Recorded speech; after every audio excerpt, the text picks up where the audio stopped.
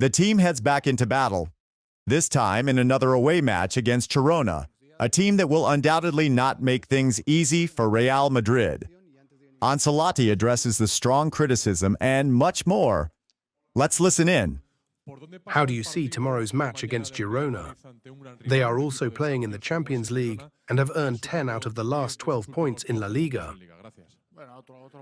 Well, this will be another tough match for us because they're doing things well this season. They're also playing in the Champions League this season, and they're clearly a team that competes very well in their games. We have to think of this as another opportunity to win a match and continue fighting in the La Liga tournament. You have been severely criticized in recent days for the results, and there's even talk that you might be dismissed despite the titles you've won. What's your take on this?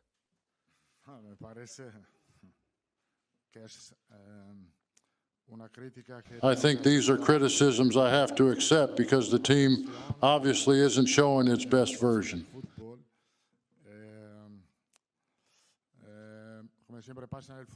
But as always in football, the coach is the one ultimately responsible for the situation.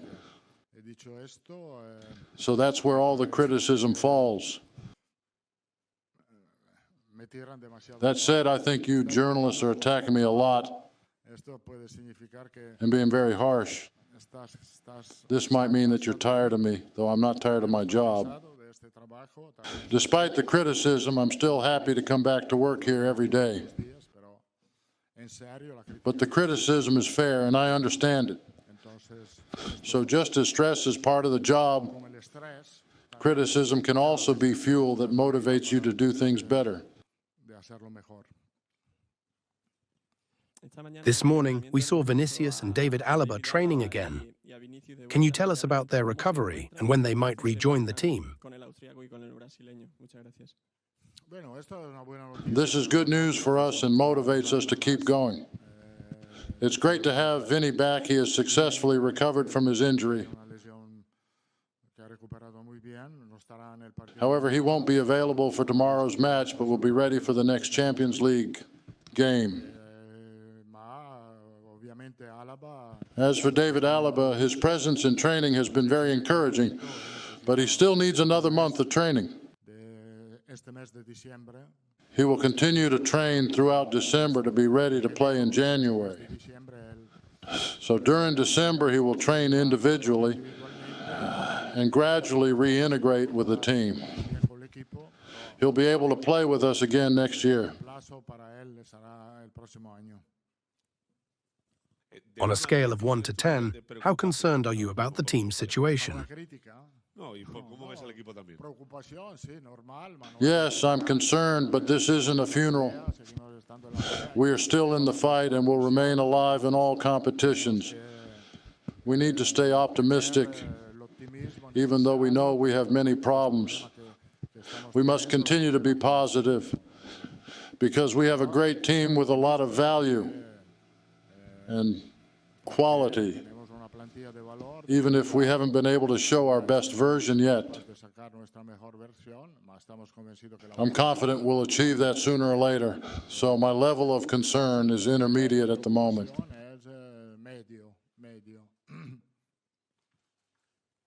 In recent matches, or perhaps throughout the season, we've seen your team struggle when opponents press you high up the pitch. What solutions do you have to address this problem? It's true that in recent matches, opponents have pressed us when we try to play out from the back. It's also true that teams like Liverpool and Athletic Bilbao pressed us hard from the start because they are brave teams. To address this, we need to play more vertically. By that, I mean we need to focus on recovering the second ball after a clearance. This is a very simple way to solve the problem. After a long pass, we must fight to win the rebound. We need to showcase our quality in ball control at other moments and in other areas of the pitch. This is what we need to do in the future to solve this issue. We don't need to force ourselves to play out from the back when the opponent presses intensely. Now, we played Champions League finals using this approach. Clearing the ball early and then fighting for the rebound. And this is something I learned very well during my time in England. So when you can't retain possession or struggle to play out, clearing the ball is a valid solution. It's just another part of football that we can utilize. Mbappé still hasn't regained his form 4 months later, and he recently missed another penalty. How is he doing at the moment? Have you had any conversations with him about this? Does he have the support of the team and coaching staff? Well, he's aware of the situation and of what's been said after the match. He even made a post on social media showing that he's aware of it. But he also knows what he's capable of and what he will achieve. Obviously, we all support him. He's a player who isn't showing his best version right now, but there are also other players in the same situation who aren't aware they're underperforming. Mbappé is fully conscious of the situation and is doing everything possible to turn it around as soon as possible. And we are backing him. You recently said that we journalists criticize or attack you too much. I'd like to ask about these harsh criticisms. Have you criticized me? No, not me. I often read the criticisms aimed at me because I do read them. I don't live in another world. I live in this world, so I read the criticisms and the authors. However, I can't always associate the journalist's name with the faces I see here. So I'll ask my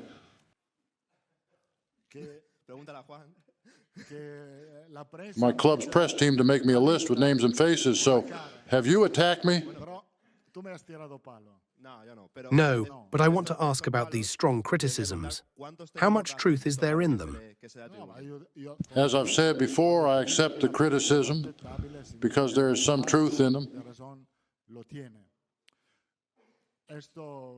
And all of this is normal. But if you ask me what kind of criticism bothers me the most, I would say personal criticisms.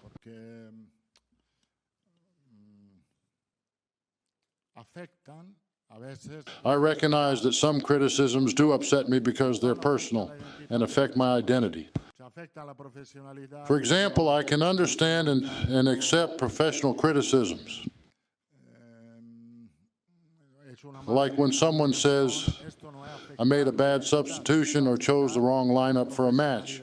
These are criticisms of my work as a professional, not personal attacks, so there's no problem.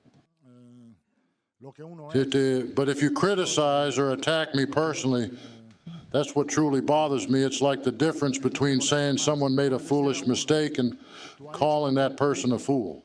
That's different. When you are coaching a great player like Mbappé, but you see that on the field he is struggling because things aren't going his way for some reason, what do you, as a coach, need to do? Do you leave him on the field for the full 90 minutes, substitute him around the 70th minute to give him a break, or let him rest on the bench? What is the best solution for a player like Mbappé who will eventually recover? You always have to evaluate everything in a situation like this.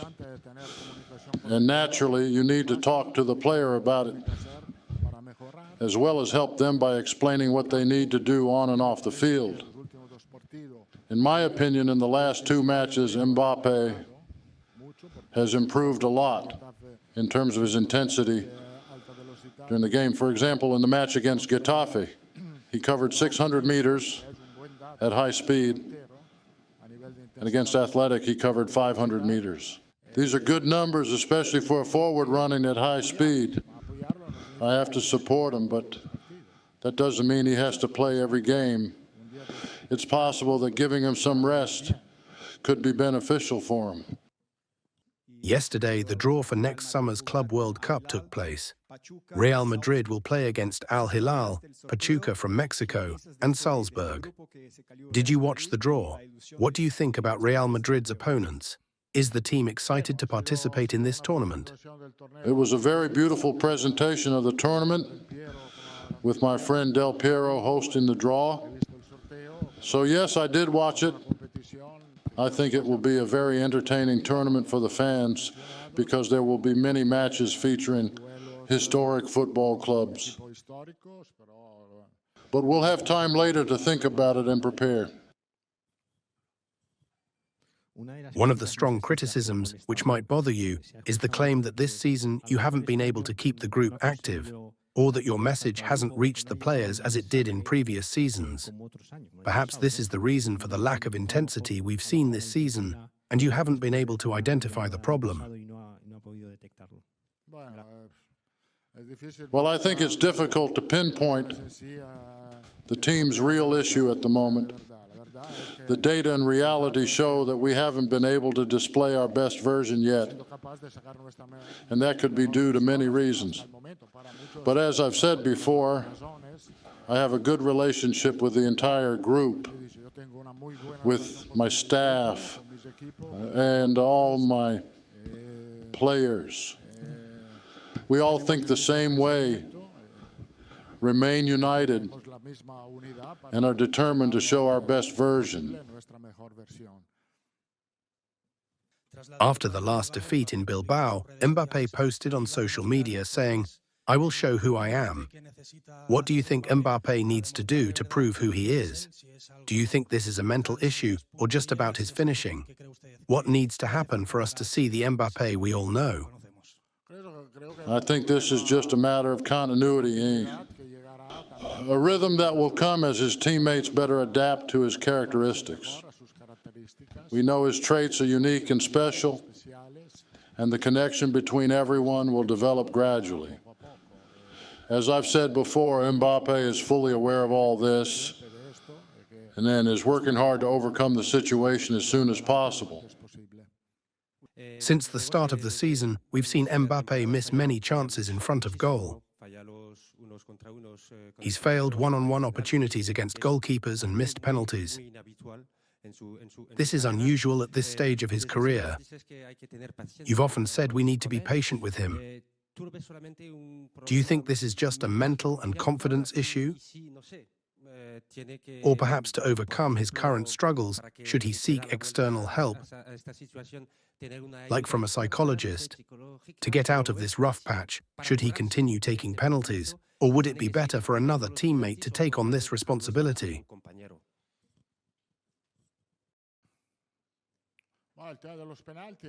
About penalties, players go through phases. There are times when players feel motivated to take penalties like Mbappé did in Bilbao. And there are other times when they don't feel as confident. For now, he needs to endure this tough moment, fight, work hard, and make sacrifices, because sooner or later this difficult phase will pass. However, as I've mentioned, in the last two matches, he has shown intensity on the pitch, so he is improving. Hello, sir.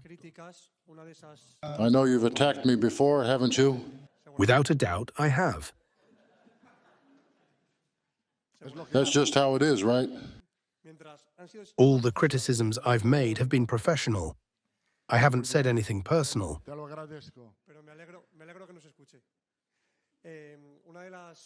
One conclusion that some journalists have reached is that perhaps the locker room lacks a leader after the departures of Nacho, Kroos and Joselu.